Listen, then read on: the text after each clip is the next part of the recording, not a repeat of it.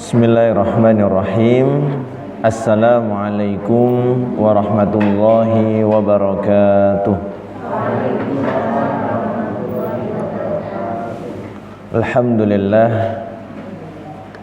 Alhamdulillahilladzi hadana lihadza wa ma kunna linahtadiya laula an hadanallah. Asyhadu an la ilaha illallah wahdahu la syarikalah wa asyhadu anna Muhammadun abduhu wa rasuluh la nabiyya wa la rasula ba'dah. Allahumma salli ala sayyidina Muhammadin wa ala alihi wa ashabihi wa man sara ala nahjihi ila yaumiddin, amma ba'd. Bapak Ibu jamaah Majelis Kajian Hadis rahimani wa rahimakumullah, semoga kita semua senantiasa dirahmati oleh Allah Subhanahu wa taala. Juga seluruh kaum muslimin yang barangkali menyimak dari rumah masing-masing. Insyaallah malam hari ini kita akan melanjutkan kembali untuk pembahasan kajian kita, yakni kajian kitab Arba'in, masuk hadis yang ke-7. Nggih. Saged disimak yang megang kitabnya. Al-haditsus sabi', hadis yang ke-7. Ad-dinun nasihah, bahwasanya agama itu adalah nasihat. An Abi Ruqayyah Tamim bin Aus Ad-Dari radhiyallahu anhu. Dari Abu Ruqayyah, jadi bapaknya Ruqayyah. Kalau nama beliau Tamim bin Aus Ad-Dari, ya. Tamim bin Aus Ad-Dari radhiyallahu an, semoga Allah meridhoi beliau. Annan Nabiyya sallallahu alaihi wasallam qol, bahwasanya Nabi sallallahu alaihi wasallam beliau bersabda. Apa sabda beliau? Ad-dinun nasihah, sesungguhnya agama itu adalah nasihat. Qulna, ya, mendengar pernyataan Rasulullah tadi, mendengar ungkapan Rasulullah tadi, para sahabat sontak bertanya.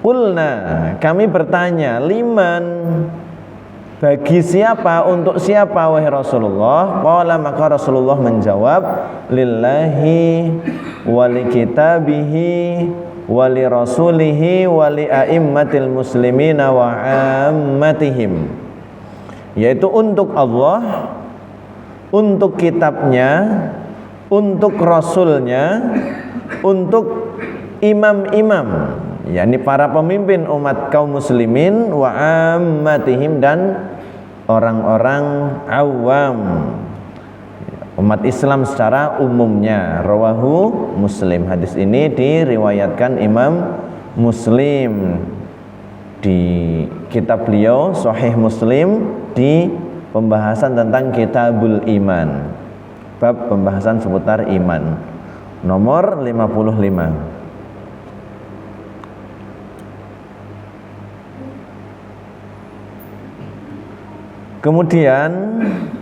dalam memahami hadis ini, ya, bahwasanya an-nasihah, nasihat, yang dimaksud dalam hadis ini jangan kita sempitkan maknanya, ya, dengan nasihat dalam bahasa Indonesia. Okay. Nasihat ini kan sudah jadi bahasa Indonesia, gitu. Cuman kalau di bahasa Indonesia nasihat itu artinya apa? Pitutur, wejangan, petuah, gitu. Itu makna nasihat dalam bahasa kita. Nah, kalau kita memaknainya hanya sekedar itu, maka akan agak muskil, agak sedikit susah nyari pemaknaan pasnya ketika nasihat untuk Allah, nasihat untuk kitab Allah, nasihat untuk Rasulullah. Nah ini kan bagaimana mungkin kita menasehati Allah, kitabnya, Rasulnya. Dalam bahasa Arab, nasihat ini maknanya lebih luas, ya, lebih luas. Termasuk salah satu maknanya adalah sebagaimana nasihat dalam bahasa Indonesia ini. Ya, ini petuah wejangan tadi, ya. Kalau penerapannya yang untuk li'aimmatil muslimin, untuk imam-imam para pemimpin umat Islam dan juga untuk umat Islam secara keseluruhan, nasihat cukup relevan kalau kita maknai dengan nasihat dalam bahasa Indonesia. Tapi dalam bahasa Arab, kalau secara bahasa an-nasihah itu memiliki arti al-khulus, mengikhlaskan, memurnikan, ketulusan, ya. Jadi agama itu adalah nasihat atau ketulusan, ketulusan untuk Allah, ketulusan untuk kitab-kitab Allah, ketulusan untuk Rasul-Rasul Allah, untuk Rasulullah. Atau kalau secara makna lebih lebih pasnya sebagaimana dijelaskan oleh Al-Khattabi, nasihat di sini berarti adalah menginginkan kebaikan-kebaikan untuk objek nasihat kita. Ya, menginginkan kebaikan-kebaikan untuk objek nasihat kita. Lillah berarti menginginkan kebaikan untuk Allah. Li kitabihi menginginkan kebaikan untuk kitab-kitabnya Allah. Li rasulihi menginginkan kebaikan untuk rasul-rasul Allah, kepada Rasulullah. Nah, dalam pemaknaannya Ibnu Shalah, Imam Ibnu Shalah, beliau memaknai an-nasihat di sini adalah melakukan kebaikan-kebaikan. Melakukan kebaikan-kebaikan untuk objek nasihat kita. Melakukan kebaikan-kebaikan berkaitan dengan objek nasihat kita. Jadi ketika kita berbicara an-nasihatu lillah, nasihat untuk Allah berarti melakukan kebaikan-kebaikan untuk Allah. Ya. Sehingga di sini disebutkan bahwa urgensi hadis ini itu sampai ada ulama yang mengatakan hadis ini hatta innana najidu sa'iras sunani wa ahkami syariah usulan wa furan dakhilatun tahtahu. Ya, kami mendapati bahwa seluruh hukum-hukum syariat baik usul maupun furu'-nya itu terangkum dalam hadis ini. Ya, karena beragama itu ya melakukan kebaikan-kebaikan untuk Allah, kebaikan-kebaikan untuk kitab Allah, kebaikan-kebaikan untuk Rasulullah, untuk pemimpin-pemimpin umat Islam dan untuk umat Islam secara keseluruhan. Ya.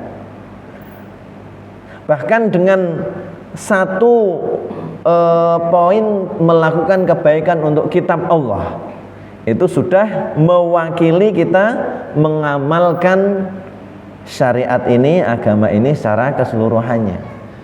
Dengan mentaati apa yang terkandung dalam kitab Allah, ya artinya kita mengamalkan agama. Okay. Maka Rasulullah sampai mengatakan ad-dinun nasihah. Agama itu adalah nasihat.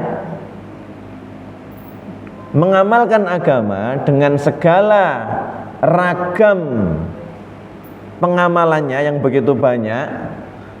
Artinya menunaikan agama itu kan ya menunaikan sholat, menunaikan zakat, taat kepada Allah, mengesahkan, mentauhidkan Allah, baik tingkah lakunya, baik akhlak dan lain sebagainya, cukup terangkum dengan ad-dinun nasihah. Agama ini adalah nasihat. Maka begitulah Rasulullah SAW, di antara keistimewaan beliau itu ya, menyampaikan sesuatu dengan bahasa yang singkat, dengan ungkapan yang padat singkat, tapi maknanya, cakupannya sangat luas. Kita kenal dengan istilah jawami'ul kalim, ungkapan yang ringkas, padat, singkat, tapi mengandung cakupan yang begitu luasnya. Dengan mengatakan ad-dinun nasihah, agama adalah nasihat, ya, cuma dua kata, dua kalimah, dua kata ini, ya, tapi cakupan maknanya sangat luas, berisikan ya ketaatan, kepatuhan, perbuatan baik kepada Allah, kepada kitabnya, kepada Rasulullah, kepada imam-imam kaum muslimin, dan kepada umat Islam secara umumnya. Juga bisa difahami bahwa nasihat ini adalah bagian terpenting dalam agama. Sebagaimana ketika Rasulullah dalam sebuah hadis beliau mengatakan al-hajju arafah. Al-hajju arafah. Haji itu adalah wukuf di padang Arafah. Kita tahu rukun-rukun haji, amalan-amalan dalam haji itu ada banyak, nggih. Tapi kenapa Rasulullah sampai mengatakan al-hajju Arafah, bahwa haji itu adalah Arafah, artinya adalah bagian terpenting dari haji. Ya, bagian paling inti daripada haji adalah wukuf di Arafah. Begitu juga ketika Rasulullah bersabda ad-dinun nasihah, agama ini adalah nasihat. Pengamalan-pengamalan agama sangat banyak ragamnya. Nah, di antara yang paling terpentingnya adalah an-nasihah ini tadi. Ngerti nggih? Sehingga dengan pemahaman seperti ini, ketika kita nanti menerangkan, menyampaikan nasihat untuk Allah, apa yang dalam benak kita tidak lagi sebagaimana arti nasihat dalam bahasa Indonesia. Menasehati Allah, loh gimana menasehati Allah?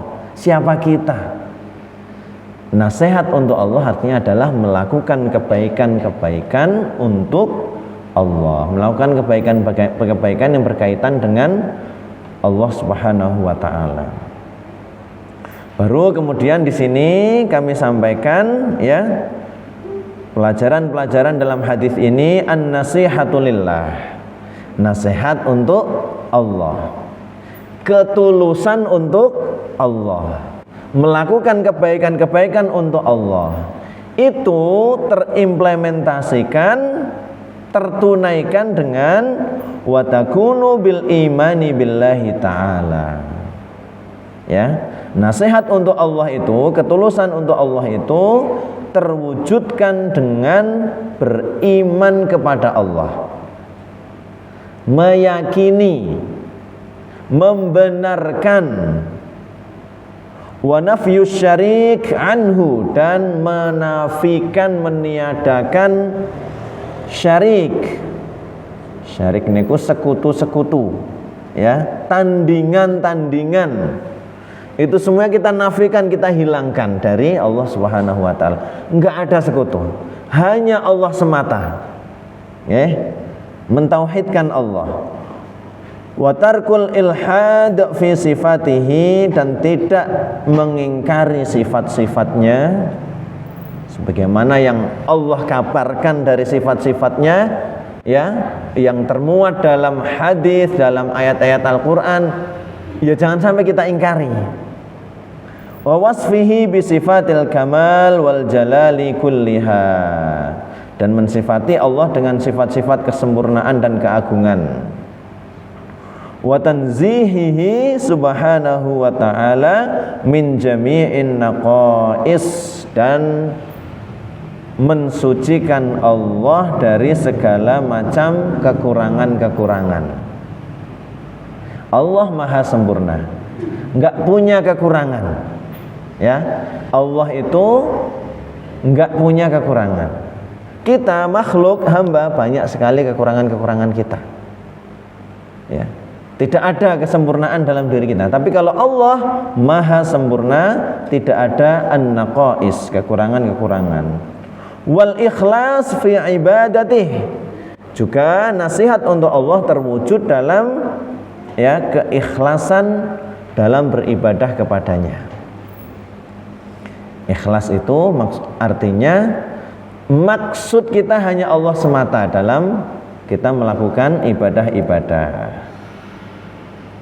Wal qiyam bi ta'atihi wa tajannubu ma'siyatihi. Menunaikan ketaatan-ketaatan dan menjauhi kemaksiatan-kemaksiatan kepada Allah. Menunaikan ketaatan kepada Allah dan menjauhi maksiat kepada Allah.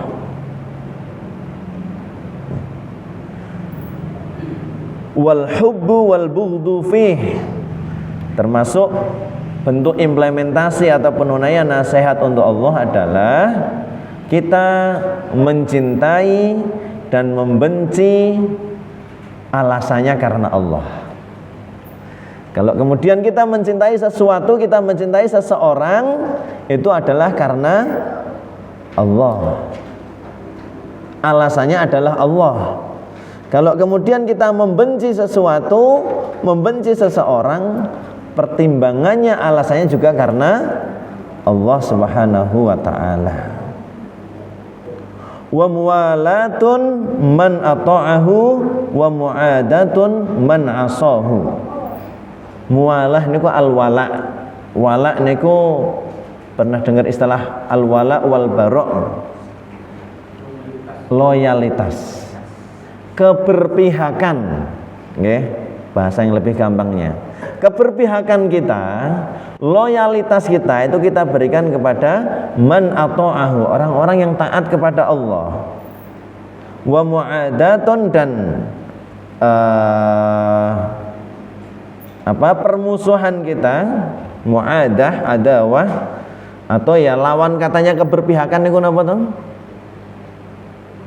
Ya tidak berpihaknya kita itu ya kepada orang-orang yang bermaksiat kepada Allah Subhanahu wa ta'ala. Nah, itu tadi ya bentuk implementasi, bentuk penunaian daripada nasihat untuk Allah Subhanahu wa ta'ala. Artinya melakukan kebaikan-kebaikan untuk Allah, perwujudannya adalah dengan hal-hal ini tadi. Ya, mengimani, kami simpulkan lagi ya, mengimani, percaya, membenarkan, itu iman. Meniadakan tandingan-tandingan, artinya mentauhidkan Allah. Tauhid itu dari kata wahada yuwahidu, wahid, satu, dia mengesakan.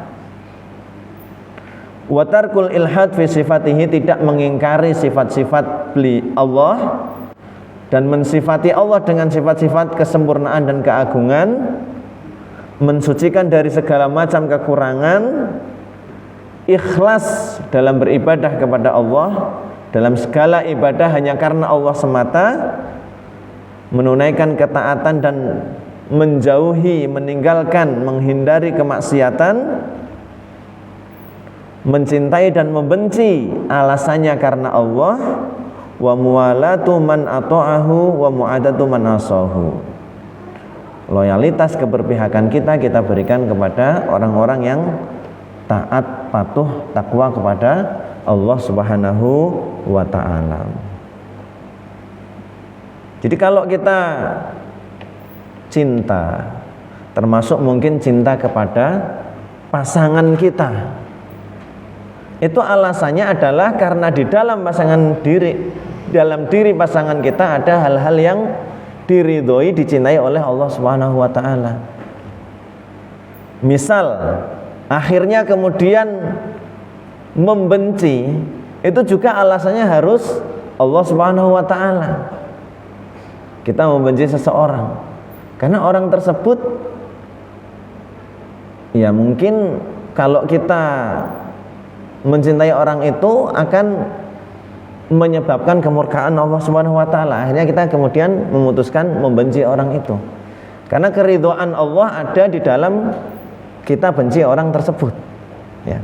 Jadi memutuskan mencintai dan membenci, pertimbangannya, alasannya adalah karena Allah Subhanahu wa taala. Waltizamul muslimu lihadza fi aqwalihi wa af'alihi ya'udu bin naf'i 'alaihi fid dunya wal akhirah.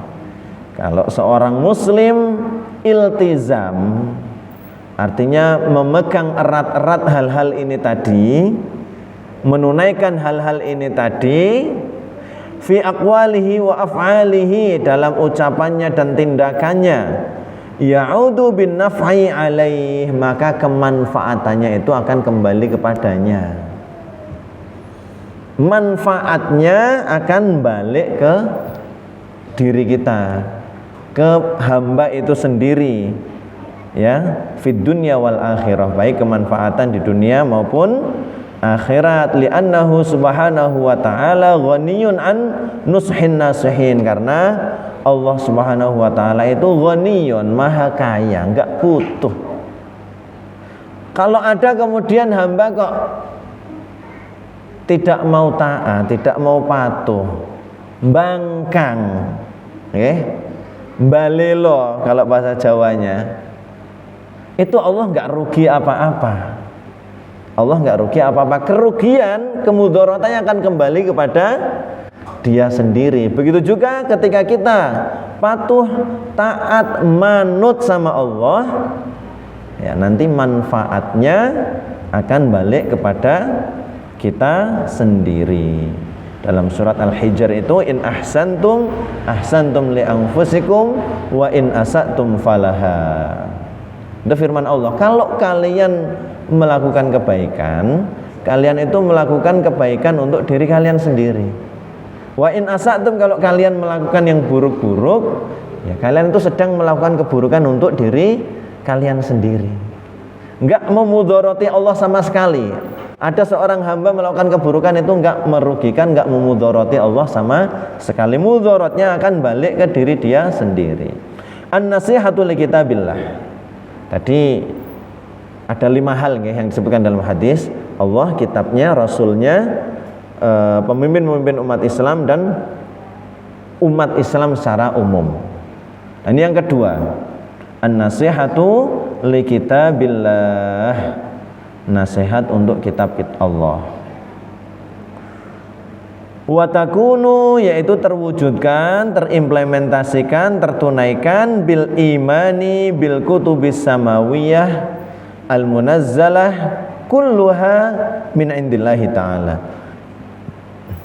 dengan mengimani kitab-kitab samawi yang keseluruhannya itu diturunkan dari sisi Allah Subhanahu wa ta'ala. Ada Zabur, Taurat, Injil, Al-Quran. Wal imanu bi anna hadzal Qur'an, dan mengimani, membenarkan bahwa Al-Quran ini, kitab suci kita, kitab samawi yang diturunkan oleh Allah kepada Nabi Muhammad sebagai penutup para rasul, sebagai syariat terakhir, agama terakhir dari sisi Allah, ya, bi anna hadzal Qur'an khatimun laha, bahwa Al-Quran ini adalah penutup bagi kitab-kitab sebelum-sebelumnya, wa syahidun 'alaiha, dan sebagai saksi atas kitab-kitab itu tadi. Artinya sebagai barometer kebenaran kitab-kitab yang lain. Ya. Kalau ada misal diklaim oleh para penganut kitab-kitab yang tadi ada hal-hal kok bertentangan dengan Al-Quran, oh berarti sudah ada penyelewengan, karena tolok ukur barometernya adalah Al-Quran. Wa syahidun 'alaiha, sebagai saksi yang membenarkan atau kemudian menghukumi bahwa itu keliru bagi kitab-kitab yang sebelumnya. Dan di antara isi kitab-kitab sebelumnya, ya, ketika telah datang Nabi akhir zaman, ya, diperintahkan untuk kemudian mengikuti. Wa idz qala Isa bin Maryam ya bani Israil inni rasulullah ilaikum musaddiqan lima baina yadayya minat taurati wa mubasysyiran bi rasulin ya'ti min ba'di ismuhu Ahmad. Dan ingatlah ketika Isa ibnu Maryam berkata, wahai Bani Israel, inni Rasulullah ilaikum, sungguhnya aku ini Rasulullah untuk kalian. Musaddiqan lima baina yadayya, membenarkan kitab-kitab yang sebelumnya. Wa mubasysyiran, dan memberi kabar gembira bi rasul, dengan seorang rasul, ya'ti mim ba'di, yang akan datang setelahku nanti.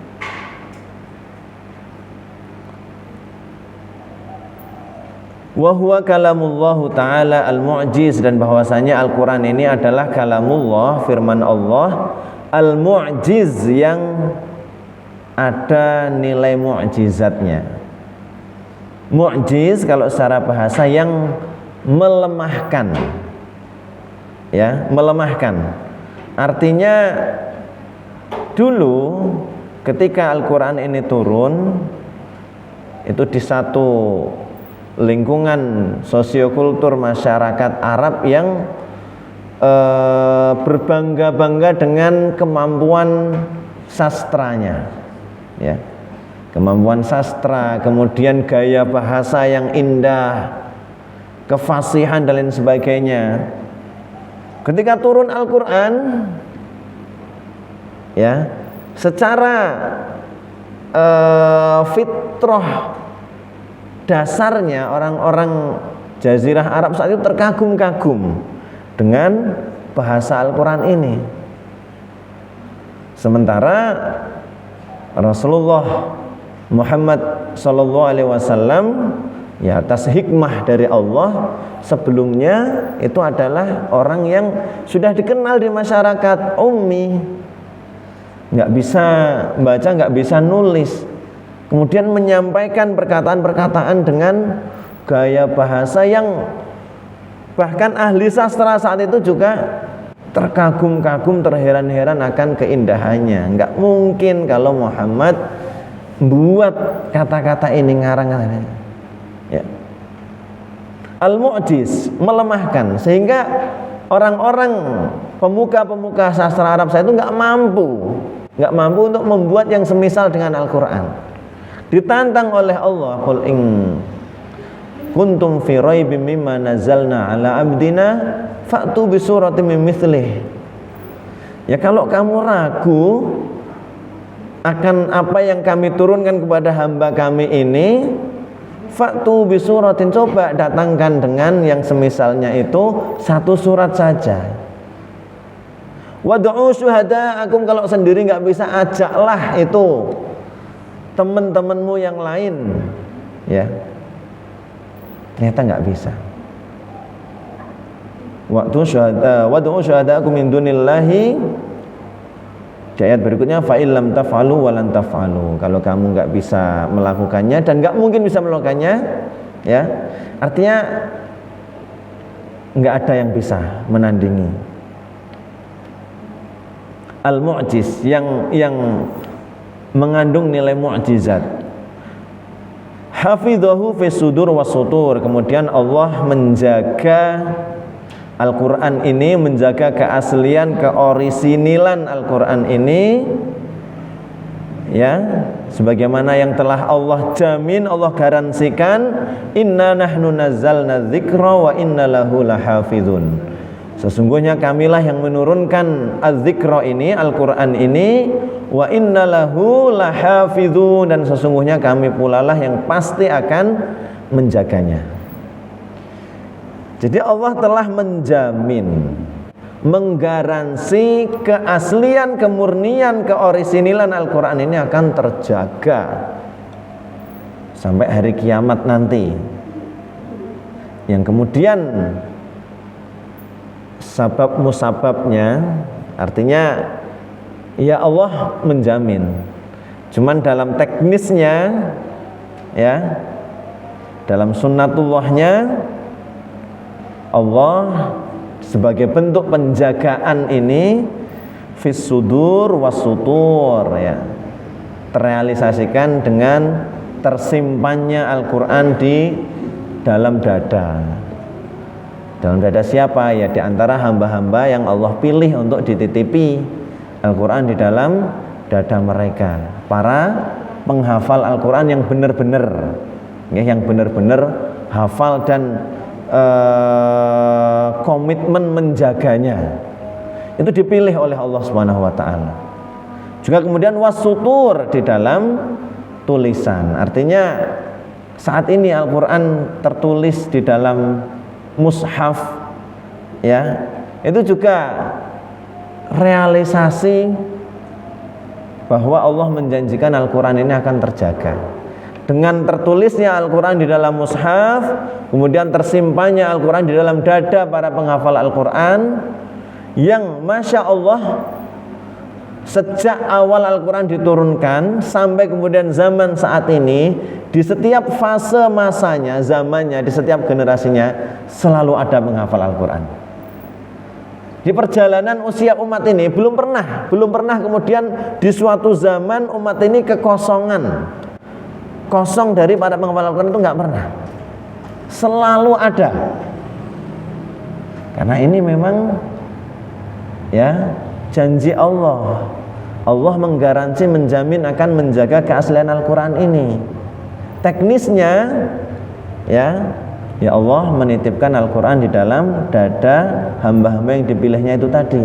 Juga kemudian ketika saat itu di zaman Abu Bakar, ya, atas usulan sahabat Umar, beliau kemudian khawatir kalau Al-Quran ini hilang, kemudian Al-Quran harus terbukukan, ditulis, ya, ditulis. Yaitu salah satu kemudian atas Allah yang kemudian mengatur skenarionya, menghendaki seperti itu, ya. Akhirnya dengan tertuliskannya Al-Quran, terbukukan, ya, alhamdulillah sekarang mushaf itu sudah sangat banyak,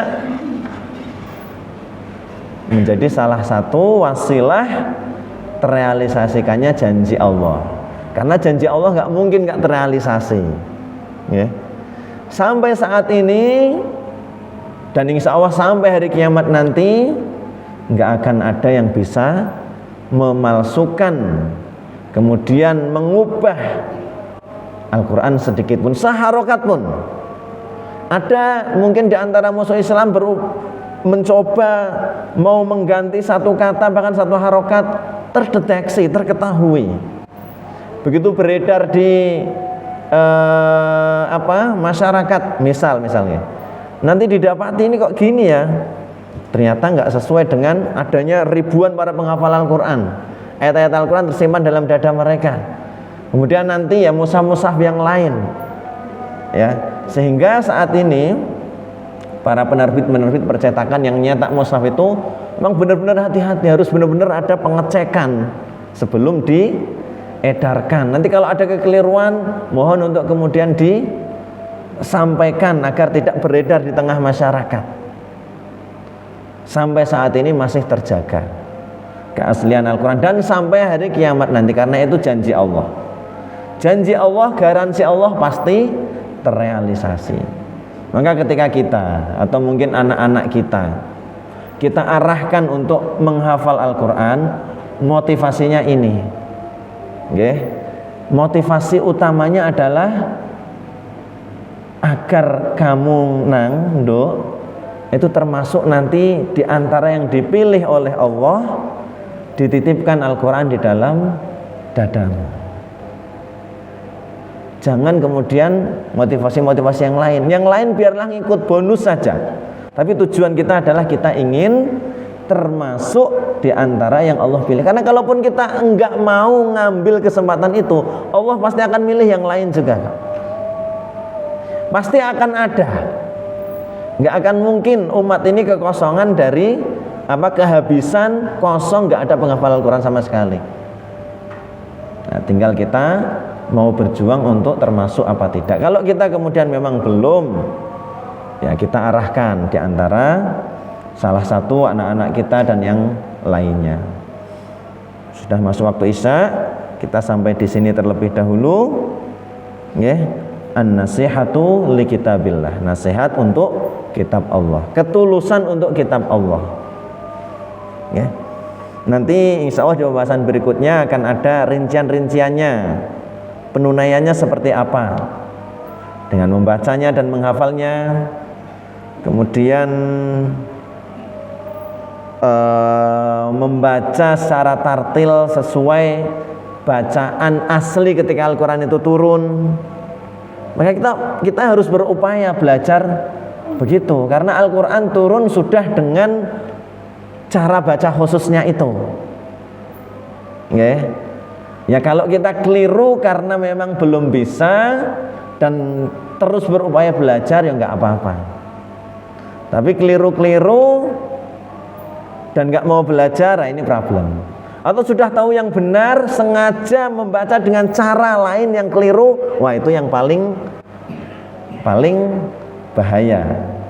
Sudah tahu cara benarnya, dia bisa, tapi sengaja mengganti cara baca. Itu termasuk diantara mengganti keaslian cara baca Al-Quran dan lain sebagainya. Mentadaburi maknanya, memahami ayat-ayatnya, mengajarkannya, ya, memahami dan mengamalkan. Nah itu bentuk-bentuk nasihat kita kepada kitab Allah Al-Quran ini tadi. Nasihat tadi artinya apa? Ketulusan kita. Ya, demikian untuk pembahasan kesempatan malam hari ini. Karena waktu yang sudah masuk waktu Isya, khawatir nanti terlalu mundur, kita cukupkan. Semoga bermanfaat untuk kita bersama. Mohon maaf atas segala khilaf dan kekurangan. Monggo barangkali ada pertanyaan, kami persilahkan sebelum nanti kami tutup.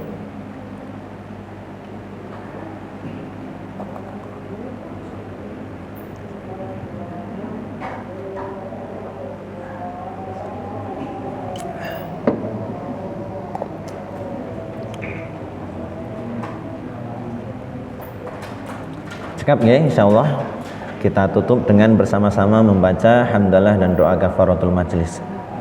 Alhamdulillahirabbil alamin. Subhanakallahumma bihamdika asyhadu an la ilaha illa anta astaghfiruka wa atubu ilaik. Billahi taufiq wal hidayah. Wassalamualaikum warahmatullahi wabarakatuh.